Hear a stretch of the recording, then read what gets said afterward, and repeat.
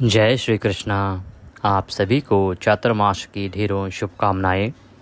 प्रिय भक्तों, आज हम बात करेंगे चातुर्मास में किए जाने वाले धर्म, पुण्य, दान और व्रत आदि के नियम के बारे में। आपको बताएंगे कि चातुर्मास जो आरंभ हो रहा है, इसमें कौन कौन से नियम हैं जिनको आप ग्रहण कर सकते हैं, कौन कौन से नियम हैं जिनको आप पालन कर सकते हैं, जिनको आप उठा सकते हैं। जिस प्रकार से संक्रांति पे कुछ नियम लिए जाते हैं, मकर संक्रांति पे, उसी प्रकार से चातुर्मास की शुरुआत में कुछ नियम धारण किए जाते हैं जिनका पालन आपको 4 महीने तक करना होता है। 4 महीने तक करते हैं तो पूर्ण फल है, 1 महीना 2 महीना भी आप कर सकते हैं। मुख्यतः ये 4 महीने के नियम होते हैं। जैसे आप नियम लेते हैं मकर संक्रांति पर, वो पूरे वर्ष आपको करने होते हैं, ठीक उसी प्रकार से चातुर्मासी के जो नियम हैं वो 4 महीने तक आपको पालन करने होते हैं। इनकी महिमा बहुत अधिक है प्रिय दर्शकों, इनकी महिमा अधिक है। इनसे जो पुण्य प्राप्त होता है वह अतुलनीय है, अर्थात उसकी तुलना ही नहीं की जा सकती। इतना अधिक पुण्य प्राप्त होता है चातुर्मास में अगर आप नियम धारण करते हैं तो बात करेंगे कि चातुर्मास में कौन कौन से वो जो नियम हैं जिनको आपको धारण करना चाहिए। इसमें हम आपको 21 नियम बताने वाले हैं। आप एक भी धारण कर लेंगे इनमें से तो आपका उसमें कल्याण हो जाएगा। और इनमें बहुत से नियम ऐसे हैं जो बहुत ही सरल हैं, बहुत अधिक कुछ करने की आवश्यकता भी नहीं है उनमें। अगर आप उनको धारण करते हैं, वो नियम को उठाते हैं और पूरे चातुर्मास में निभाते हैं तो निश्चित ही उनका कल्याण होगा जो इस नियम का पालन करेंगे। साथ ही ये भी बताएंगे कि किस नियम को धारण करने से किस देवता की प्रसन्नता होती है या क्या फल प्राप्त होता है। तो जैसा आप फल पाना चाहते हो उसके अनुसार आप अपना नियम चुन लीजिएगा कि आपको कौन सा नियम धारण करना है। चातुर्मासी का जो समय होता है बहुत ही अद्भुत होता है, बहुत ही मंगलकारी होता है इन सभी कर्मों के लिए। तो आइए प्रिय भक्तों, जानकारी आरंभ करते हैं। आपसे निवेदन है कि वीडियो यदि थोड़ा सा भी उपयोगी लगे तो कृपया लाइक अवश्य कीजिएगा। और ये जो शास्त्रीय जानकारी होती है ना, इससे संबंधित इस प्रकार के वीडियो आपको बड़े ही कम देखने को मिलेंगे। मैं तो कहता हूँ कि मिलेंगे ही नहीं, क्योंकि ये जो जानकारी हम लाते हैं ये पुराणों से लेके आते हैं। जो पुराणों में वर्णित होती है, भगवान के द्वारा कही गई हैं बातें हैं, तो वहाँ से हम लेके आते हैं। इसीलिए इस प्रकार के वीडियो किसी को मिल भी नहीं पाते हैं। तो आपसे प्रार्थना करेंगे कि इस वीडियो को आप अधिक से अधिक लोगों के साथ शेयर करें, अधिक से अधिक लोगों को फॉरवर्ड करें, जिससे कि सभी लोग सही जानकारी प्राप्त कर सकें और कल्याण प्राप्त कर सकें, भगवान का आशीर्वाद प्राप्त कर सकें, क्योंकि ये समय बार बार नहीं आता है। वीडियो पहले स्वयं देखिए, उसे एक बार लाइक अवश्य कीजिएगा। उसके बाद भगवान की कृपा प्राप्त करने के लिए, उनकी प्रसन्नता के लिए कमेंट बॉक्स में लिखिएगा जय श्री हरि या ओम नमो भगवते वासुदेवाय। भगवान नारायण प्रसन्न होंगे और उनके आशीर्वाद से आपके सभी मनोरथ सिद्ध होंगे। आप देख रहे हैं देवभूमि ज्योतिष संस्थान का प्रतिष्ठित यूट्यूब चैनल देवभूमि धार्मिक। हम यहाँ पर सभी व्रत और त्योहारों की सही शास्त्रीय जानकारी प्रदान करते हैं। ज्योतिष शास्त्र और पंचांग के आधार पर आपको बताते हैं कि कौन सा व्रत त्योहार कब करना है, क्या मुहूर्त है, क्या विधि है, क्या नियम है, इसकी जानकारी पुराणों से आपके लिए लेके आते हैं। तो सभी व्रत और त्योहारों की सही शास्त्रीय जानकारी यदि आप प्राप्त करते रहना चाहते हैं तो चैनल को अभी सब्सक्राइब कीजिए। और जब आप सब्सक्राइब करेंगे तो वहाँ पे एक बेल का निशान बना हुआ आएगा, घंटी का निशान बना हुआ आएगा, उसको अवश्य दबाइएगा, तभी आपको हमारे सारे वीडियो मिलेंगे, अन्यथा आपसे जानकारी छूट जाएगी। आइए प्रिय दर्शकों, बात करते हैं आने वाले चातुर्मास में किए जाने वाले शुभ कर्मों की और कौन कौन से वो नियम हैं जिनको आपको उठाना चाहिए, जिनको उठा के हम जीवन का कल्याण कर सकते हैं। प्रिय भक्तों, सबसे बड़ा जो नियम है जो चातुर्मास में किया जाता है वो है चातुर्मास का व्रत। इन 4 महीनों का एक व्रत होता है जिसे आप धारण करते हैं। ये व्रत कब से आरंभ करना होता है? इस व्रत की जो नियम है वो ये कहते हैं कि आप इसे अष्टमी तिथि से आरंभ कर सकते हैं। इसके बाद आप देवशयनी एकादशी से इसे आरंभ कर सकते हैं।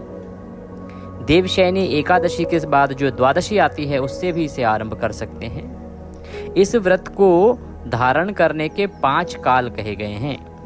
पुराणों में 5 कालों का वर्णन है जब से आप इस व्रत को, इस नियम को धारण कर सकते हैं। एकादशी, द्वादशी, पूर्णिमा, और पूर्णिमा के बाद जो अष्टमी तिथि आएगी, श्रावण मास की अष्टमी तिथि, और कर्क की जो संक्रांति आएगी, इससे ये व्रत जो है आरंभ किया जा सकता है। इस व्रत की जो पूर्णता है वो मनुष्य को करनी चाहिए कार्तिक शुक्ला द्वादशी को।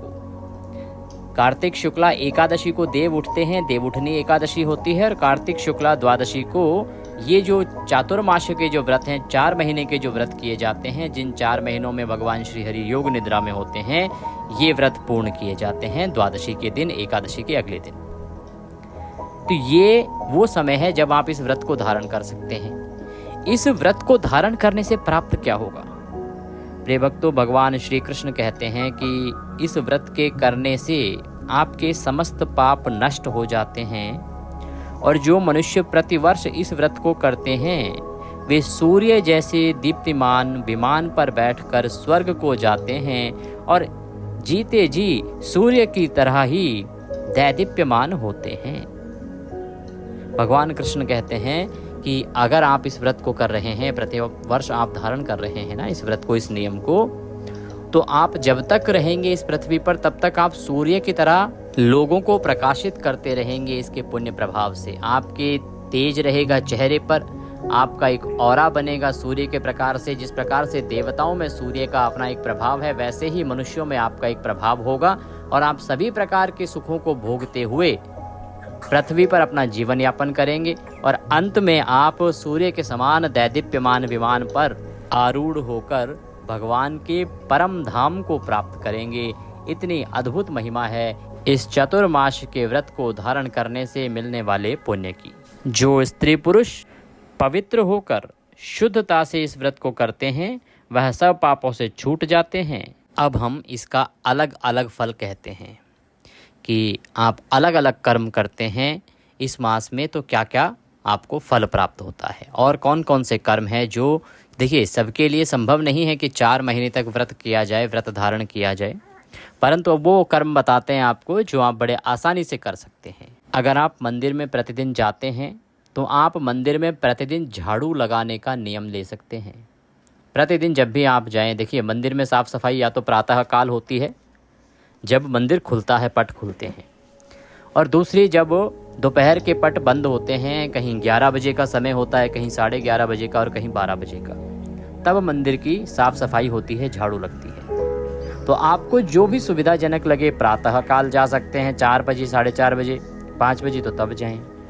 अन्यथा आप दोपहर का नियम ले सकते हैं, जो दोपहर के 11-12 बजे के आसपास का नियम होगा। आप अपने आसपास के मंदिर में पता कर लीजिए।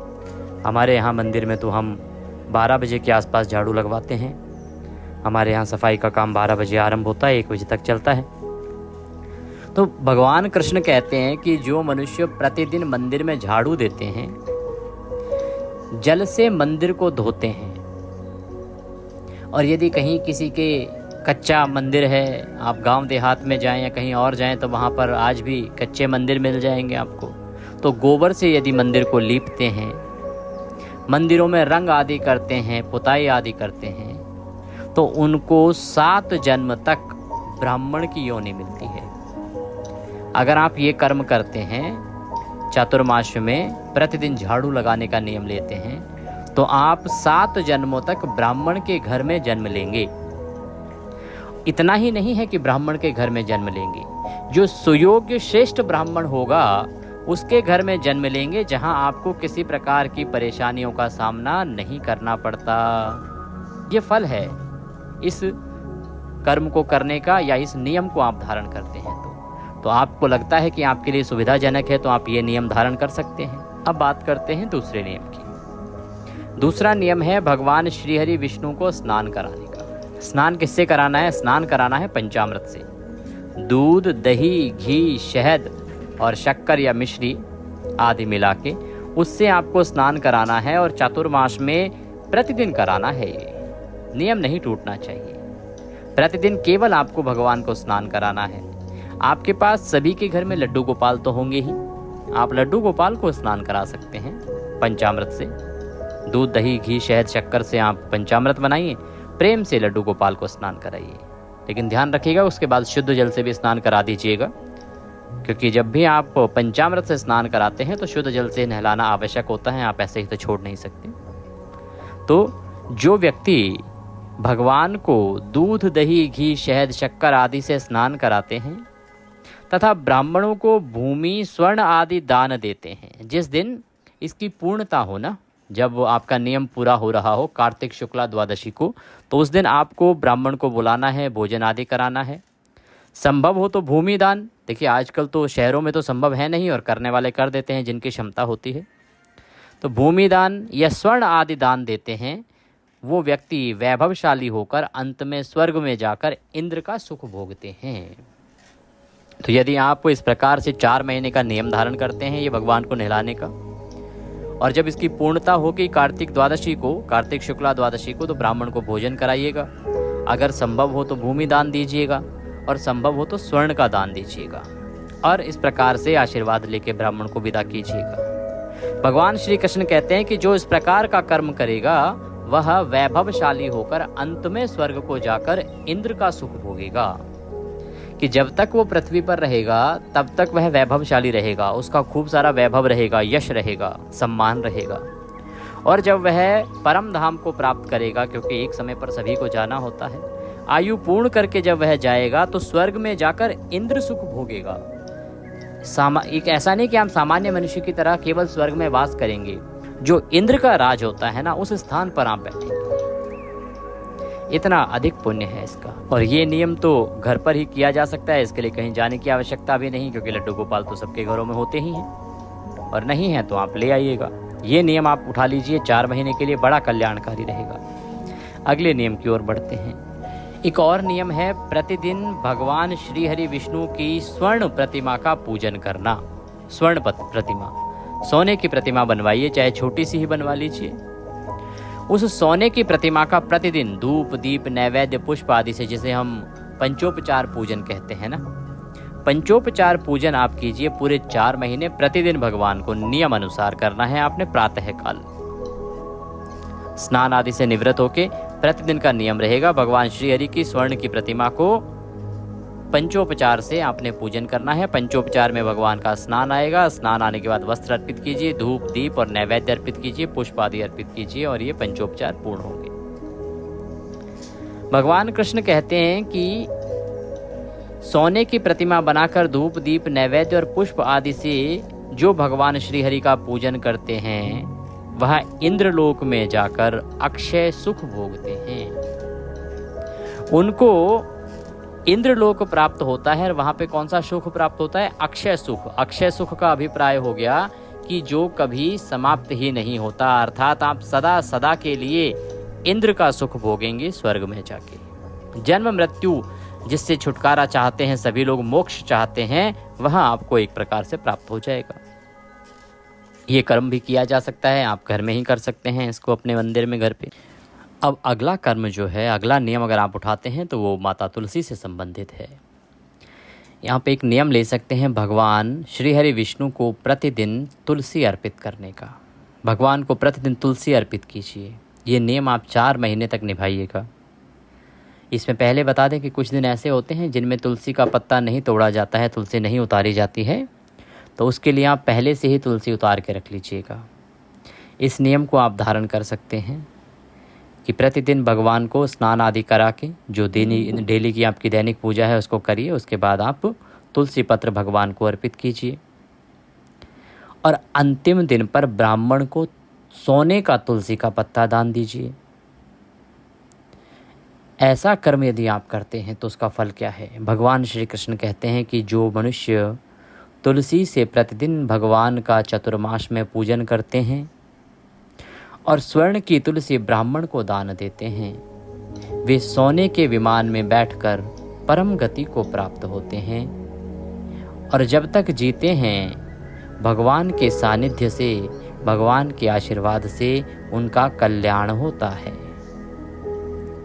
इसमें यदि सोने की तुलसी आप ब्राह्मण को दान ना दे पाएँ तो आप केवल एक तुलसी माला दान कर दीजिएगा ब्राह्मण को भोजन करा के, वह भी आपके लिए कल्याणकारी होगा। क्योंकि संभव नहीं है सबके लिए कि तुलसी का पत्ता बनाएं और तुलसी का पत्ता सोने का बनवाएं और वो दान दे पाएं। आप भगवान को प्रतिदिन तुलसी अर्पित करने का नियम लीजिए। अंतिम दिन जो कार्तिक शुक्ला द्वादशी होगी उस दिन आप विधिवत पूजन पूर्ण करने के बाद ब्राह्मण को भोजन कराइए और तुलसी माला और दक्षिणा रख के भगवान को दान आदि दे के विदा कीजिएगा। ये आपके लिए बड़ा ही कल्याणकारी रहेगा। अगले नियम की बात करते हैं, और एक नियम जो आप उठा सकते हैं। आप भगवान को प्रतिदिन धूप दीप से पूजन तो करते ही है ना, ये उसी से संबंधित है। आपको करना क्या है कि गूगल की धूप दीप लेके आनी है, जिसमें कि गूगल हो। आप या तो किसी भी दुकान से गूगल ले आइए, उससे आप भगवान को धूप दीप कीजिएगा, और प्रतिदिन करनी है ये आपको। भगवान श्री कृष्ण कहते हैं कि जो मनुष्य भगवान को चातुर्मास के पूरे समय में गूगल की धूप और दीप अर्पण करते हैं, उनको अनेक प्रकार की संपत्ति मिलती है और वे जन्म जन्मांतर के लिए धनाढ्य हो जाते हैं।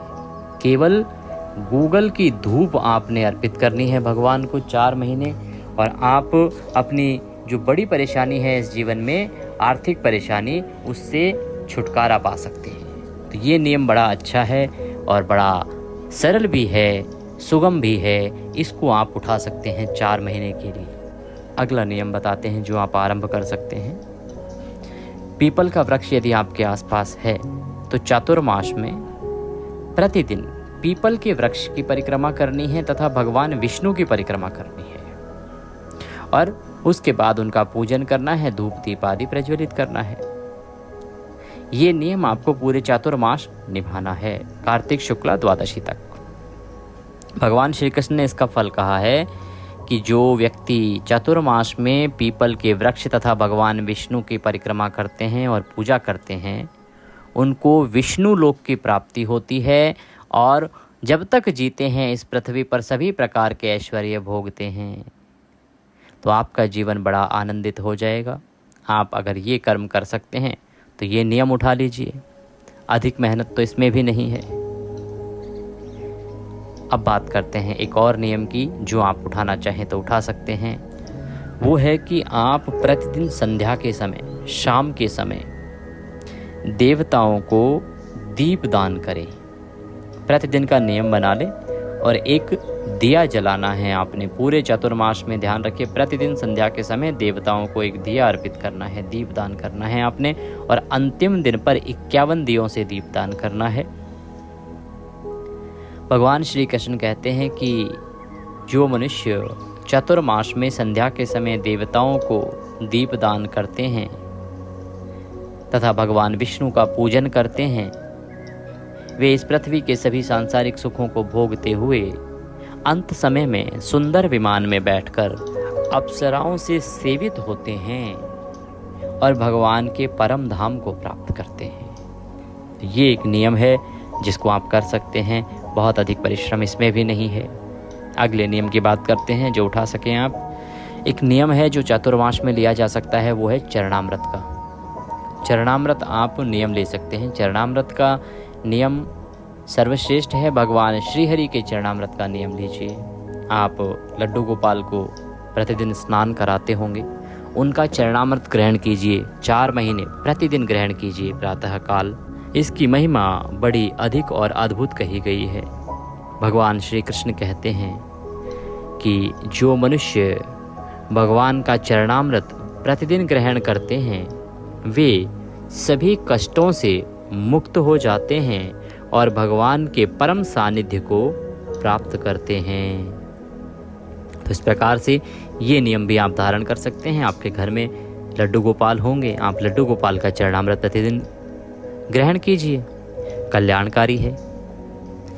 एक और नियम जो आप धारण कर सकते हैं चातुर्मास में, वो है कि मंदिर में आप दिन में 3 बार, सुबह दोपहर शाम 108 बार गायत्री मंत्र का जप, अर्थात एक माला जप करनी है आपको। प्रतिदिन मंदिर में 3 समय पर जाना है और 3 समय पर एक माला आपको गायत्री मंत्र की जप करनी है। गायत्री मंत्र ये वाला, ओम भूर्भुवः स्वः तत्सवितुर्वरेण्यं भर्गो देवस्य धीमहि धियो यो नः प्रचोदयात्। ये जो गायत्री मंत्र है, इसकी एक माला आपको करनी है प्रतिदिन, सुबह दोपहर शाम। इस प्रकार से एक माला 3 बार दिन में करनी है मंदिर में जाके। भगवान श्री कृष्ण इसका क्या फल बताते हैं वो सुनिए। भगवान श्री कृष्ण कहते हैं कि जो नित्य प्रति मंदिर में तीनों समय 108 बार गायत्री मंत्र का जप करते हैं, उनसे भी पाप सदैव दूर रहते हैं।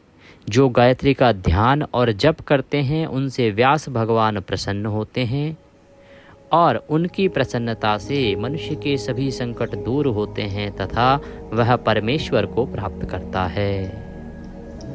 तो अगर ये संभव है आपके लिए तो ये नियम धारण कर लीजिएगा।